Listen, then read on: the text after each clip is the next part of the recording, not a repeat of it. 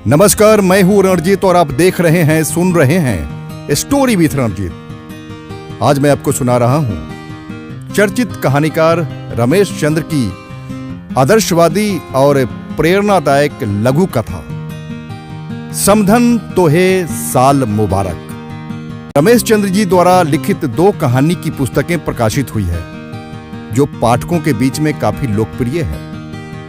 अगर आप कहानी पढ़ने, कहानी सुनने और समझने के शौकीन हैं तो आप पुस्तक मंगाकर पढ़ सकते हैं। एक है भिकना पहाड़ी और दूसरी पुस्तक है रुकना नहीं राधिका। तो आइए आप सबको सुनाते हैं रमेश चंद्र जी द्वारा लिखित एक छोटी सी यानी लघु कथा है समधन तोहे साल मुबारक। ज्ञान बाबू की गिनती गिने चुने लोगों में होती थी। महकमे के बड़े अफसर आदर करते थे, छोटे उन्हें अपना रोल मॉडल मानते थे। नौकरी के 25 साल बड़ी ईमानदारी से जिए थे। बड़ी बेटी रीना की शादी को लेकर चिंतित थे। वैसे बड़े बड़े काम का निपटान हो गया था। दहेज की पहली किश्त चुकाई जा चुकी थी। 5 लाख नकद कोई मामूली रकम नहीं होती। सर्विस की जमा पूंजी खिसक गई थी। मारुति 800 के लिए बैंक तैयार था। बारात के स्वागत के लिए मगजमारी कर रहे थे। सुशीला पति की बेचैनी को पिछले 15 दिनों से देख रही थी। कितना बदल गए हैं, अब तो टहलने भी नहीं जाते।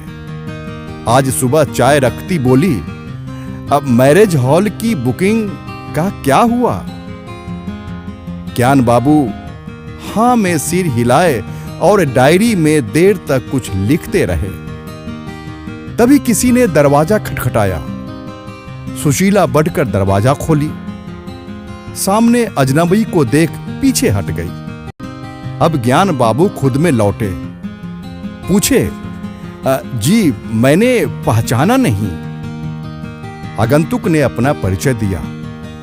मैं बेलापुर से आया हूं। किशोर बाबू ने इसे आपको देने के लिए मुझे भेजा है। अपशकुन की आशंका ने ज्ञान बाबू के साथ पूरे परिवार की सांसें रोक दी। कांपते हाथों से लिफाफे को पकड़ा, फिर हकलाते हुए पूछे, बेलापुर, किशोर बाबू, लेकिन बात क्या है? हिम्मत कर लिफाफा खोला। अंदर वही 5 लाख का ड्राफ्ट था जिसे उन्होंने माह भर पहले दहेज के रूप में किशोर बाबू को दिया था। ज्ञान बाबू को कुछ बोलते नहीं बना, सो सुशीला की तरफ लिफाफा बढ़ा दिए। सर झुका सोचने लगे, ओह, किशोर बाबू को ऐसा नहीं करना चाहिए। अब तो कार्ड भी बंट गए हैं। सुशीला तो संज्ञा शून्य सी हो गई थी। कल कौन मुंह लिए बाहर जाएगी? लोग क्या कहेंगे? सदमे में बेटी ने कुछ उल्टा सीधा कर लिया तो भगवान, अब तू ही कुछ। इतने में फोन की घंटी बजी। ज्ञान बाबू और सुशीला एक दूसरे को देखने लगे। कोई न उठा। बेटी जो अब तक दरवाजे की ओट में खड़ी थी, बाहर आई और फोन उठा ली।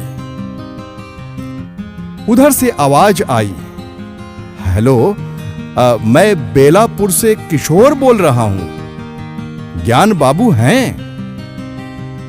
बेटी ने इशारे से मां को बुलाया। पापा बाजी हारे जुआरे की भांति बैठे ही रहे। सुशीला ने फोन थामा।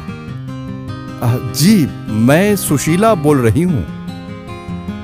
ज्ञान बाबू की उधर से चहकती आवाज आई, समधन जी, नया साल मुबारक हो। सुशीला कहती है, क्यों?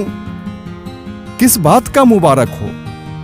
दहेज की रकम लौटाकर रिश्ता तोड़कर। आवाज भर्रा गई सुशीला की।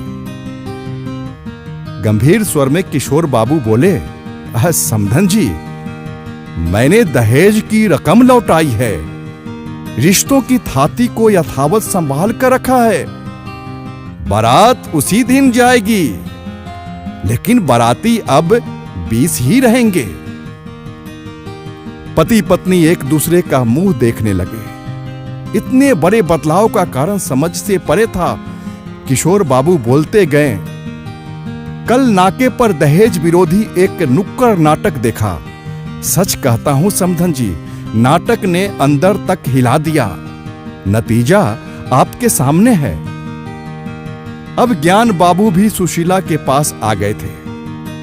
किशोर बाबू की बातें सुन आंखें गंगा जमुना हो गई। देखा, बेटी आगंतुक के सामने चाय रख रही थी। सुशीला के चेहरे पर मुद्दतों बाद नैसर्गिक आभा लौट आई थी। उधर किशोर बाबू दोहराए जा रहे थे, समधन तोहे साल मुबारक।